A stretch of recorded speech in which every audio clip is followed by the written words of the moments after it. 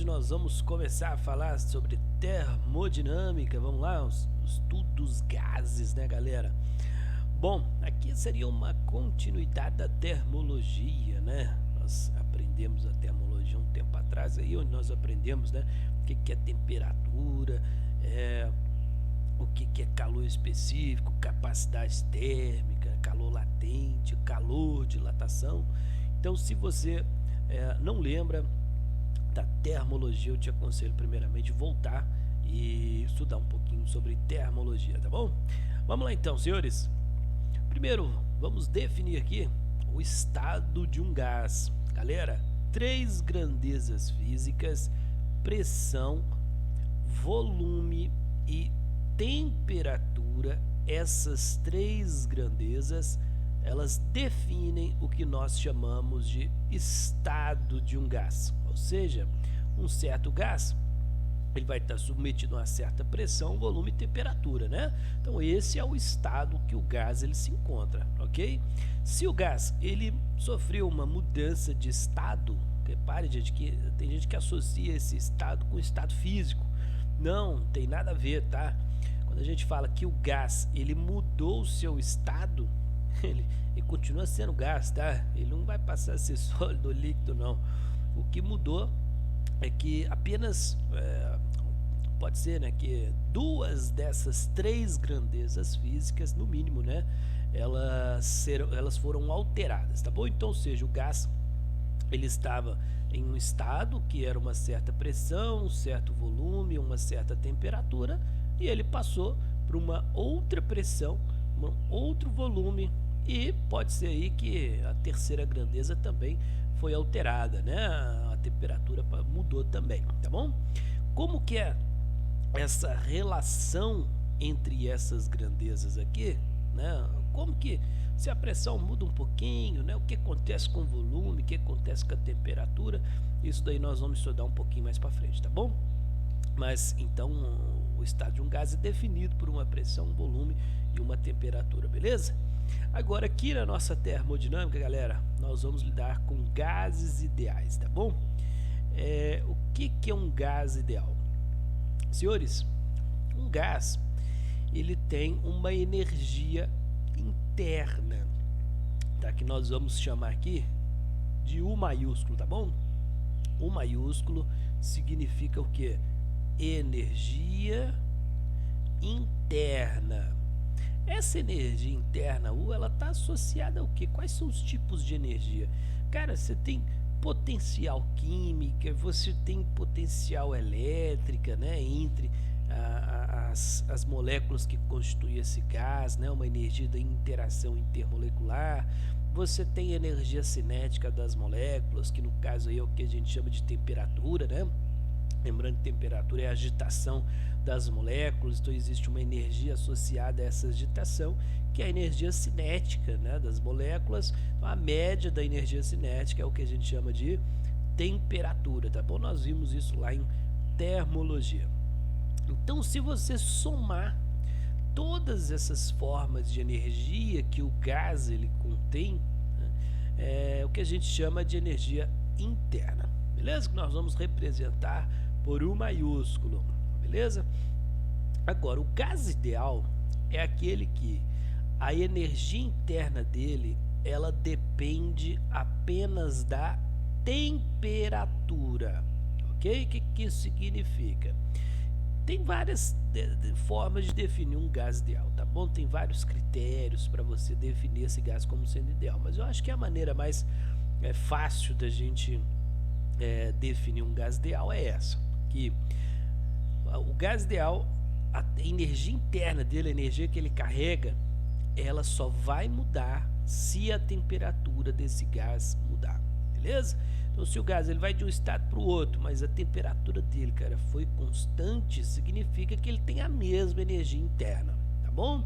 Então, a energia interna aí do gás ideal, ela não depende da distância média aí entre as moléculas, tá? Da energia associada à interação entre elas, apenas da vibração delas, da temperatura, ok? Então, uma transformação a temperatura constante, a energia interna deles permanece também constante, beleza? Então vamos lá. Agora nós vamos falar aqui de um trabalho realizado por um gás. Trabalho realizado por um gás. Bom, olha só, senhores, aqui eu tenho um cilindro, tá? Esse cilindro ele contém um êmbolo móvel. Para quem não sabe o que é êmbolo, é aquela partezinha preta da seringa, né, que empurra o líquido. Pois é, aquilo ali é um êmbolo, tá bom? Também a gente vai usar o termo pistão se referindo aos motores endotérmicos, tá bom? Então aqui a gente tem um êmbolo. Esse êmbolo ele é móvel e ele é totalmente livre para se mover, tá? Então não há atrito entre o êmbolo e o cilindro. E esse êmbolo ele está encerrando aqui um gás ideal, tá bom? Dentro do cilindro aí e entre o êmbolo a gente tem um gás ideal. E eu estou fornecendo aqui, eu tenho uma fonte de calor, tá? Representei aqui uma velazinha, ela está jogando calor, que nós vamos representar porque nesse gás, tá bom? Senhores, quem sustenta o peso desse êmbolo é o próprio gás, né? Porque como não há atrito entre o êmbolo e o cilindro, se nada fizesse uma força para cima, ele ia cair, certo? Então quem está sustentando o peso desse êmbolo é o gás, o próprio gás. Por que o gás ele consegue sustentar o peso desse êmbolo aí? Porque o gás ele tem temperatura, e temperatura é a agitação das moléculas. Então as moléculas estão todas vibrando em movimento, né? E aí algumas estão colidindo com o êmbolo e também com as paredes do nosso cilindro, tá? Então quando a molécula ela colide com o êmbolo, tem transferência de momento, né? Ela produz um impulso nesse êmbolo e aparece uma força resultante para cima. Se está estável, isso daí significa que a força média das colisões das moléculas com o êmbolo, essa força média ela é igual ao peso do próprio êmbolo, tá bom? Então ele fica ali em equilíbrio. Mas quando a gente joga calor nesse gás, a tendência é a temperatura aumentar, né? As moléculas elas ganham energia, então elas ficam mais agitadas, a velocidade delas vai aumentar, certo? Então a colisão com esse êmbolo, as colisões elas vão ficar mais intensas. Então a força que o gás exerce sobre o êmbolo, aqui a força para cima, tá? Essa força ela vai aumentar, certo? A sua intensidade, porque eu estou dando energia para esse gás, né? Então a agitação está aumentando, então a força sobre o êmbolo tende a aumentar também. Por causa disso, como a força antes era igual ao peso do êmbolo e a força aumentou, esse êmbolo ele é forçado a deslocar, né? Como ele é livre para se mover, esse êmbolo aqui ele vai subir. Vamos colocar aqui uma certa altura, tá bom? Ou distância aqui, tanto faz, beleza? Agora, como é que a gente calcula o trabalho realizado por esse gás, o trabalho mecânico aqui, né? Ou seja, lembrando, qual a definição de trabalho mesmo? É a transformação de energia, né? Então a gente tem aqui qual transformação de energia? Uma energia térmica, ela está sendo transformada em energia mecânica, no caso aqui a potencial gravitacional, porque o êmbolo está subindo, certo? Obviamente você poderia usar esse deslocamento para um trabalho útil, né? Você poderia acoplar aí o que a gente chama de virabrequim, a gente vai ver isso em motores, né? Acoplar aí o virabrequim que vai produzir um movimento, né? Que pode fazer aí um carro andar, por exemplo, tá bom? Então a gente pode usar esse trabalho aí, pode ser útil para a gente. Então olha só, lembrando, né? Como é que calcula mesmo o trabalho? O trabalho mecânico ele é dado por FD cosseno θ, certa definição de trabalho. Então olha só, o trabalho vai ser força, como o gás aqui, né? A gente trabalha com a pressão do gás e a gente sabe que pressão, como vimos, ela é dada por força sobre área. Isso aqui a gente viu lá em estática dos fluidos, né? Se você não lembra disso aqui, volta lá na videoaula e assiste um pouquinho de hidrostática ou estática dos fluidos. A primeira videoaula eu falo sobre o que é pressão, tá bom? Então eu posso passar a área para lá, a gente tem que a força vai ser igual à pressão, que essa força ela vai ser igual à pressão vezes a área, ok? Então eu posso substituir ali, né, a definição de trabalho, fica assim, ó, o trabalho vai ser pressão vezes área vezes D, certo? Aqui o ângulo, esse ângulo aqui, ele vai ser zero, né? Por quê? Como o êmbolo está preso ao cilindro, ele só pode mover na vertical. Então apenas as colisões que produzirem componentes na vertical que vão realizar trabalho, certo? Na transversal aí você não tem deslocamento. Então esse ângulo ele é zero e o cosseno de zero ele é 1, tá bom? Então não vou colocar aqui não. Agora, o que significa, cara, área vezes a distância aqui que o deslocamento do êmbolo, né? Então vai ser a área aqui do êmbolo, né, vezes essa altura aqui que ele deslocou, certo? O que isso representa, hein? É a variação do volume do gás, concorda comigo? Porque o volume de um cilindro é a área da base vezes a altura, né? Então se ele tem essa área aqui deslocou essa distância, então isso aqui é a variação do volume. Então a gente pode escrever aqui mas a área da base vezes a distância que ele andou, isso é a variação do volume do gás. Então eu posso substituir ali. E aí, conclusão, a gente chega na expressão que o trabalho realizado pelo gás é igual a P delta V, ok? Essa expressão aqui, os senhores vão usar para calcular o trabalho realizado por um gás. Mas aqui tem uma condição para você usar essa expressão. Senhores, essa equação de trabalho, Fd cosseno θ, nós vimos, né, que ela só pode ser usada para força constante, né? Se a força for variável, essa expressão não é válida. Então a gente carrega essa condição nesse desenvolvimento e aí a gente só pode usar essa expressão aqui de trabalho realizado por um gás se a pressão for constante, ok? Então essa expressão aqui ela é válida se a pressão for constante, tá bom? Então eu vou usar CNT aqui para constante, beleza? E a gente vai ver um pouquinho mais para frente em transformações gasosas. Uma transformação de um estado de um gás a pressão constante é o que a gente chama de isobárica, tá bom? Então essa expressão só pode ser usada em transformações isobáricas, beleza? Mas professor, e se a pressão ela não for constante, como é que eu vou calcular o trabalho realizado pelo gás? Bom, aí nesse caso, aqui no nível médio, né, o problema ele vai ter que te dar um diagrama. Então vamos colocar aqui um diagrama e esse diagrama ele tem que ser P por V, beleza? E aí, deixa eu desenhar aqui um diagrama qualquer, tá bom? Aí, esse diagrama aqui você pode observar, ó, que na medida em que o volume aumenta, a pressão ela também está aumentando, certo? Linearmente, né? Então a gente não pode usar essa expressão não. Mas e aí, como é que eu vou fazer o trabalho? Bom, o trabalho vai ser obtido fazendo a área do gráfico.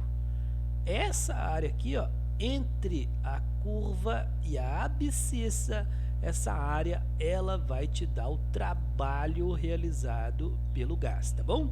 E aí a área você tem que saber fazer, né? Isso aqui é um trapézio, né? Você pode também, se você quiser, dividir essa área aqui em duas figuras mais simples, que é um retângulo e um triângulo, né? Aí você faz a área aqui do retângulo mais do triângulo, né? Retângulo é base vezes altura e triângulo é base vezes altura dividido por 2, certo? Agora, esse trabalho aqui, ele é positivo ou negativo? Observe que o volume do gás está aumentando, né? Se o volume aumenta, então o gás está expandindo, beleza? Então o gás ele está realizando um trabalho sobre a vizinhança, entende? Então esse trabalho ele vai ser positivo, tá? Ó, se o ΔV, vamos pôr assim, ó, se o ΔV é maior que zero, se o gás expandiu, né, ele vai estar realizando um trabalho sobre a vizinhança. Portanto, esse trabalho ele vai ser também positivo, ele é maior do que zero, ok? Se o ΔV for negativo, vamos desenhar aqui, né? Como ficaria esse gráfico aqui, para a gente ter uma ideia. Ó, o deixa eu desenhar aqui. Eu tenho aqui, ó, imagina esse gás, ele está indo de um estado A para o estado B, ok? Isso aqui é um diagrama, tá bom? Não é um gráfico não. Então olha só, o meu gás aqui, ele vai do estado A para o B, tá bom? O que está acontecendo aqui, galera? O volume desse gás está reduzindo, concorda comigo? Ó? Aqui é o volume inicial e aqui é o volume final, né? Volume inicial, volume final. Observe que o volume final, ele é menor do que o volume inicial, certo? Portanto, nesse caso aqui, se, né, o ΔV ele for menor do que zero, implica que o trabalho ele também vai ser negativo, tá bom? Porque o gás ele comprimiu, então a vizinhança realizou um trabalho sobre o gás, então o trabalho realizado pelo gás ele é negativo, ele sofreu trabalho, ok? E se a transformação ela for cíclica, quer ver? Cíclica, como é que fala, gente? Eu tenho dificuldade de falar. Cíclica, isso, agora eu falei certo, cíclica. Observe, olha só, deixa eu desenhar aqui, quer ver? Opa, é isso aí. Se a transformação for cíclica, olha lá, ó, deixa eu, imagina que tem um retângulo aqui, né? Aí, ó, o meu gás, ele vai de um estado A para o estado B, tá bom?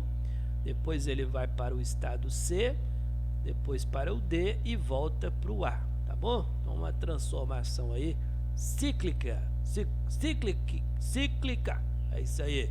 Olha só, senhores, de A para B aqui, observe que o gás não apresenta variação de volume, ok? De A para B, o nosso ΔV ele é zero, o volume se mantém constante, certo? Então o trabalho implica aqui que o trabalho também vai ser zero, né? Porque é P ΔV é zero, então não tem trabalho, certo?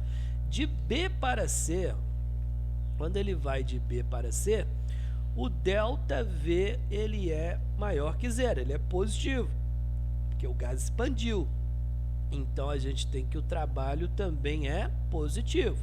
Quando o gás ele vai de C para D, de novo aí o ΔV é zero, né? Porque o volume ele é constante. Então o trabalho ele é zero. Quando o gás ele vai de D para A gente tem um ΔV negativo, porque o gás ele comprimiu, certo? Então o trabalho ele vai ser negativo também. Então olha só, graficamente a gente observa aqui que essa área aqui achurada de verde, ó, toda essa área aqui, porque é sempre a área entre a curva e a abscissa, certo? Essa área aqui te dá o módulo do trabalho na expansão BC. Esse trabalho positivo é a área verde. Mas quando o gás ele vai de D para A, aí eu vou achurar aqui, ó, de azul, ok? Essa área de azul aqui, porque é a área entre a curva e a abscissa, certo? Essa área ela é do trabalho negativo. Então, senhores, aqui nós temos um trabalho positivo e quando o gás retorna ao seu estado inicial, ele sofre um trabalho negativo, certo? E aí, em um ciclo, qual que é o trabalho resultante realizado por esse gás? Hein? Então, vamos copiar aqui para o desenho não ficar muito embolado, ó. Tá aqui, né? O nosso trabalho resultante em um ciclo vai ser o trabalho positivo menos esse módulo aí do trabalho negativo, né? E geometricamente esse resultado vai dar a área do retângulo, a área do ciclo que esse gás sofreu, certo, senhores? Vai ser a área verde menos azul, dá essa área roxa aí, né? Acho que isso é roxo, né? Deve ser. Então isso daqui é um trabalho realizado pelo gás em um ciclo inteiro. Ok, senhores?